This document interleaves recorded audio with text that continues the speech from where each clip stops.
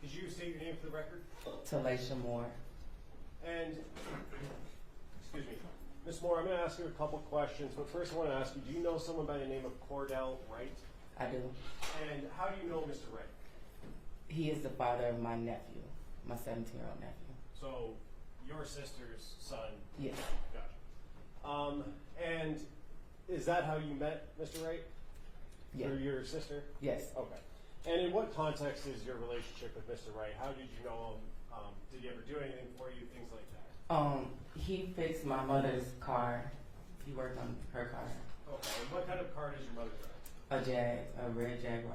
And what's your mom's name? Jacqueline Campbell. And going back to January of 2024, where were you living at the time? Not your specific address, just the city. Ypsilanti. And who else lived with you in Ypsilanti? My mom and my son. Okay. And would Mr. Wright ever come out to Ypsilanti to fix your mom's car, her Jaguar? Yes. How often did he do that? Like a couple times, at least 2 times. And was that around January of 2024? That was the last time. In January was the Yes. last time? And when he would go out there, would he bring anyone with him? This last time he did. What about Or prior? the last 2 times. So before January 9th, him and someone else came, and then on January 9th, they both came. Okay. And the person that he brought with him, do you see that person in the courtroom today? Yes. And could you point to him and identify a piece of clothing he's wearing? Well, I can only see the top of his head right now. Are you 100% sure that it's that person? Could we have everyone remove their masks, Judge, just for a brief moment? If everyone in the courtroom could remove their mask if they have one on, please. Ms. Moore, do you see the person that Mr. Wright brought with him? I do. And could you point to him and identify a piece of clothing he's wearing? A green one-piece thing. For the record, the witness has identified Jarvis Butts, the defendant in this matter. So reflected. Thank you. And you said Mr. Butts came out how many times with Cordell? At least 2. So this last time in January and the time before that. Okay, and the time before that, who was anyone else with the two of them? No. And what were they doing the time before January 9th? Working on the car. I can't remember. It was a couple of things they had to fix on it, and they came out and did it in the driveway. And Sorry. no. I was just gonna say the last time when we got the car towed to the shop and they drove it back up. Okay. And so in between the most recent time before January 9th, the Jaguar, correct me if I'm wrong, was towed to Detroit? Correct. Okay. And then on January 9th, did you see that red Jaguar again? Yeah. Okay. Who brought that Jaguar out to Ypsilanti? Cordell and Jarvis. Okay. And was anyone else with Cordell and Jarvis? Yes. Who is that person? Ziyah. And I want to clarify, at the time on the 9th, when Cordell, Jarvis, and Ziyah came, did you know that that was Ziyah Harris? No. Do you know that now? I do know now. Okay. And is that based on information you've learned or seen in the news and things like that? Well, it was based on when the detectives came to the house to question us. That's when I found out who she was. But at the time on the 9th, you didn't know? Mm-mm. Is that a no? No, yes or no. I did not know. Now, let's talk about when they came out on the 9th, January 2024. What was that interaction? How long did it last? Can you kind of take me through, start to finish, their visit and delivering the car? So they came, they delivered the car. They were talking to my mom about what was wrong, gave her the invoice. It was just like a regular day. When they came in, they sat on the couch for a few minutes. Ziyah was sitting in the chair by the TV. We spoke, very brief. Asked her if she wanted something to drink. She didn't. My 6-year-old son ran up to her, the dog. It was just very mellow. They sat there, we talked about the car and stuff. We talked about my nephew. Cordell was trying to wait till my nephew got out of school but because he was on tether, they had to leave. So they didn't get to stay long enough for my nephew to come. And your nephew would be Cordell's son. Cordell's son, yeah, Okay. correct. Did you talk to Mr. Butts about Ziyah? Did he introduce her or anything like that? We just asked, hey, everybody spoke. He said this is his niece, and that was pretty much the basis of it. I cannot remember if he said her name or not, but he did introduce her as his niece. And so, just to be clear, not sure about the name, but he said this is his niece about Ziyah. Is that a yes? That's a yes, I'm sorry. Okay. And then after that conversation, well, let me ask you, during that time when they were there, did you notice anything that was unsettling or concerning about Ziyah? No. It was just a normal interaction? Yes. After that interaction was over, did the three of them, Cordell, Jarvis, and Ziyah, leave your house? Yes. Okay. And as far as you know, they were headed back to Detroit, correct? Correct.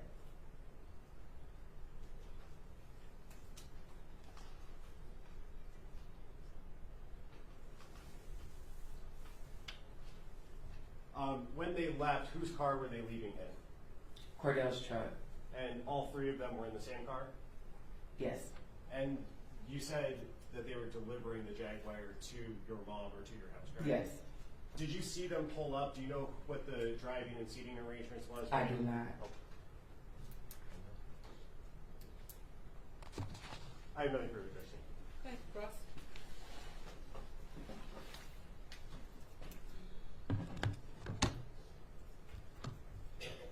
Good afternoon. Good afternoon. So, you're technically not related to Cordell, right? Correct. That's just the uncle of, I'm sorry, he is the The father father. of your nephew. Okay? How would you say your relationship is with Mr. Wright? It's cool. Like, no issues. You got along with him well? Okay. Yes. And you know Cordell worked as a mechanic? Correct. Okay. And how long has he worked on your vehicles? Was this something new, or had he worked on your vehicles previously? I think he might have changed the oil on one of my cars a couple years back, but not that frequently. Okay. And you knew he had did you know he had a shop that he worked out of? Yes. Okay. Had you been to this shop? Yes. Okay. And you said that there was a time prior to January 9th that he came up and worked on the car, correct? Correct. And you said that my client was with him that time. Correct. Do you recall when that was? It had to be in the summer. I cannot recall the exact date. But it was the summer of 2023? Yes. Okay. And that was the first time you had seen Jarvis Butts? Yes. Did you say anything to him that day? Yes. The We first talked. time? Yes. We talked about me being a member of Zeta and that he had a cousin or somebody that was a Zeta. We all went to O'Reilly's to get some parts or something for the car. Okay. Stopped and got something to eat, came back, but it was very mellow, like. So that summer of 2023, you had a fairly decent conversation with them, correct? Correct. And it lasted for a period of time, correct? Correct. So on January 9th, when you saw him, you knew who he was. Correct. You had recognized him because you had spent time with him, correct? Correct. Okay. So you had the car, and you knew that he was partnered with Cordell at the shop, correct? Correct. Okay. So on January 9th, approximately when did you have the car towed down to his shop? I think we had it towed maybe like the 4th or the 5th. So it was there from the 4th, okay? And it was the 9th that they brought it back? Correct. Okay. Do you know approximately what time the car was brought back?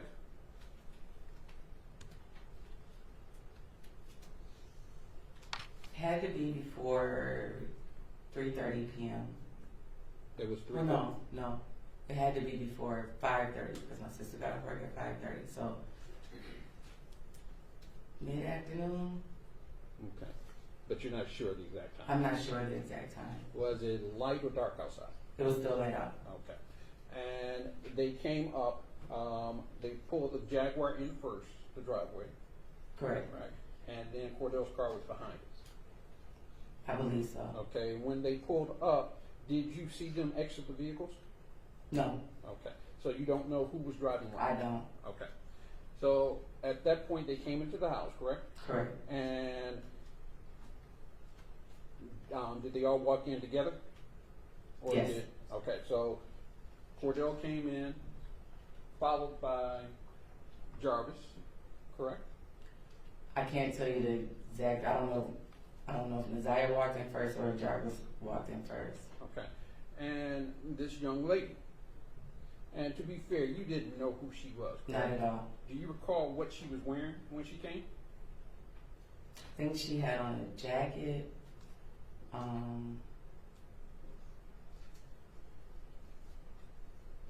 But I can't really. Don't recall? No. Okay. Do you recall what any of them had on that day?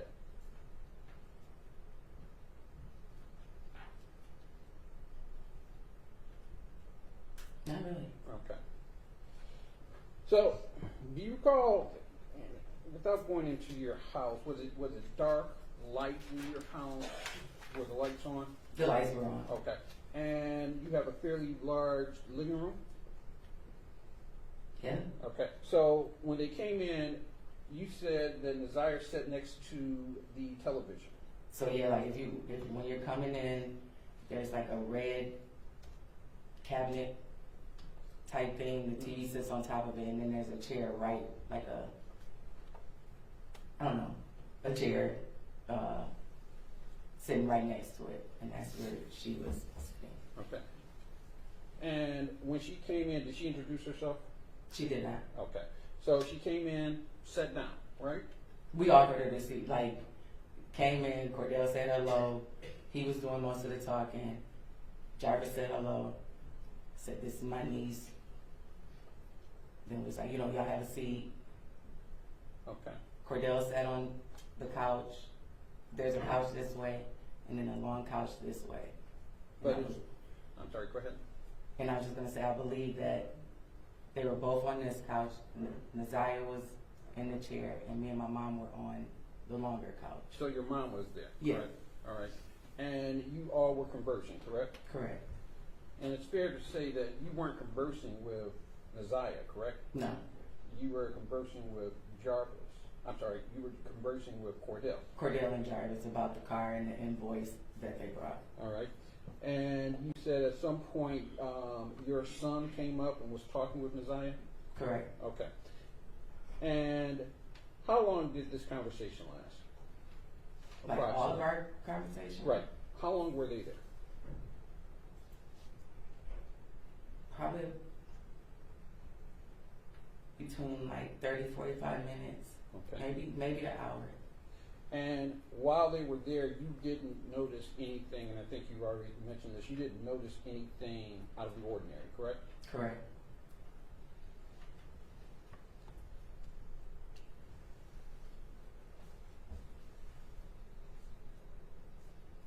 Did you see Jarvis Butts conversing with Ziyah Harris? No. So they didn't have any conversation? No. Okay. And you didn't notice anything awkward or out of the ordinary between the two? Correct. Okay. I didn't notice anything. So after about an hour, they left? Correct. Was it light or dark? At that It was point? still fairly light. All right. And they got into Cordell's car, correct? Correct. You don't remember the scene, I think you've already No, said I that. do not. But was Cordell driving? Correct. Okay. So that day you didn't think anything out of the ordinary happened, correct?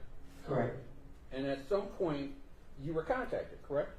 Correct. When were you contacted? Well, we were contacted by Cordell the next day because when we paid the invoice, it was $70 short. So we had to get Jarvis's Cash App to send the rest of the money. So that was the last part of the conversation. And then the detectives came, I want to say the end of March, So the end of March. So I believe. I don't know the exact day, but it was at least a month or two later. and it was when the detectives came, is when you found out that the person that was in your house was Ziyah Harris, correct? Correct. All right. And did they tell you that this person was Ziyah Harris? They asked me if I knew who she was, and they asked me if I knew who Cordell was. They showed me a picture of Mr. Butts. They asked me if I knew who all these people were, and they asked me if I knew her name, and I did not know her name at that time. Okay. And they told you her name.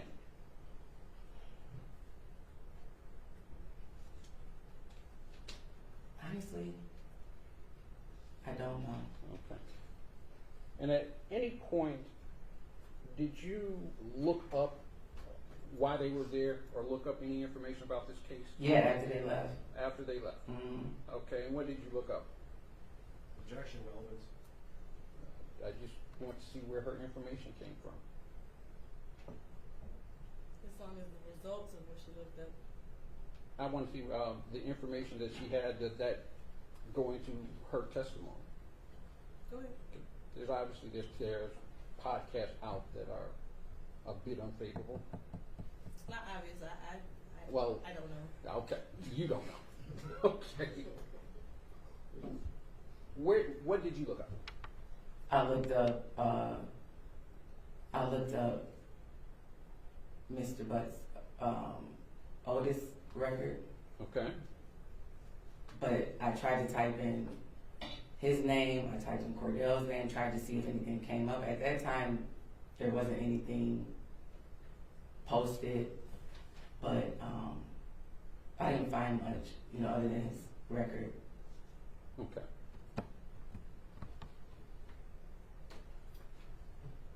Just one more.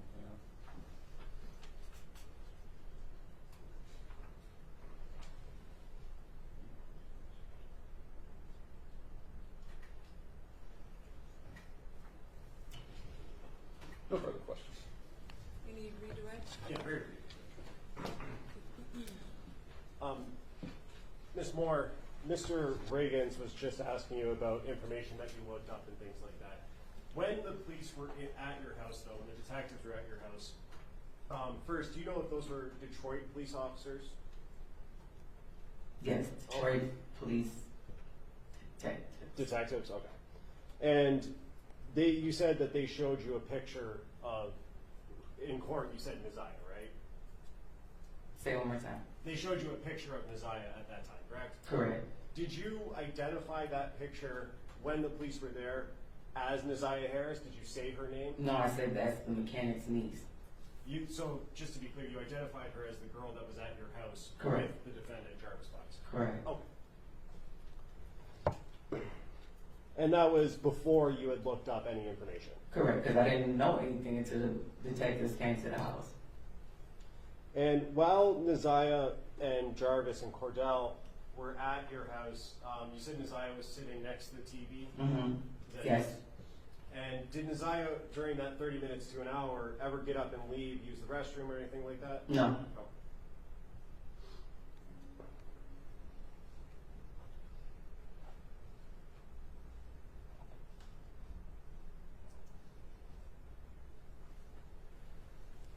And you mentioned earlier that Cordell was on a tether and that's the reason he had to leave, right? Correct. Do you know what Cordell's tether hours were at that time? Like what time he had to be back home by? I don't know. Okay. How far of a drive is it from Detroit to Ypsilanti? Probably about 40 minutes. And what was the reason that Cordell had to leave again? Because he said he had to be back in the house for his tether. Okay, so did it seem like he was in a little bit of a rush to get back, or he was cutting it close maybe with that drive, 40 minutes? No, I think he had whatever he needed to do, and he just wanted to make sure he was in the city on time. But is it fair to say that he would have left somewhat closer to his cutoff time? If that's the reason he left, or that he said? Yeah, I object. I think that calls for speculation on her part. I was gonna say I don't Hold know. on. Oh, I'm sorry. Do you want to respond? If she knows, I think it's a close call. If you know the answer. I don't. I don't know. I can't say. I have another quick